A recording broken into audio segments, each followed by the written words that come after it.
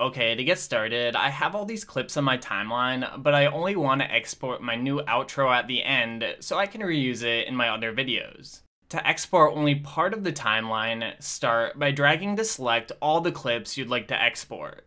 If you have clips that are spaced out, you can hold down the Shift key while selecting your clips instead of dragging. But I want them all, so I'll just redrag to select them. Once you have your desired clip selected, right-click one of them and go to Make Subsequence. Okay, now over in the Project panel, you'll have a new sequence. Double-click it to open it up on your timeline. Now that you have it open with just the part you want, you can export it as usual by using the Ctrl-M keyboard shortcut. Alright, as you can see, it's only going to export the part from my subsequence, so I just click Export from here to get the job done. So that's it for this tutorial. Thanks for watching, and see you guys next time.